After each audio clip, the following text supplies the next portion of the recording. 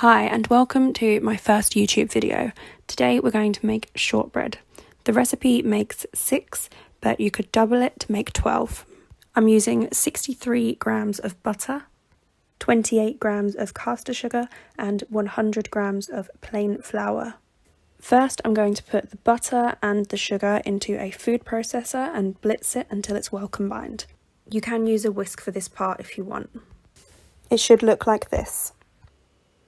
Next, I'm going to add in the flour.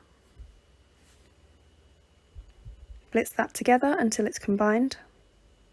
And it should look like this. Quite a fine crumb. You can empty this out onto a clean work surface.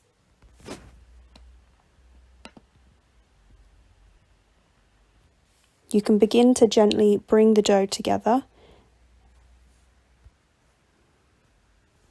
After a while of kneading, you should be able to roll it into a ball like so. Once you've got it into a ball, wrap the dough in cling film and put it in the fridge. It needs to chill for 30 minutes. Preheat the oven to 180 degrees. Line a baking tray with some greaseproof paper. Next, dust your work surface in flour and your rolling pin too. Now you can begin to roll out your dough. I'm going to be making snowman shortbread purely because I'm in a Christmassy mood, but you can use whichever cutter you have. Press your cutter into the shortbread like so. Now you can begin to line up the shortbread on your baking sheet.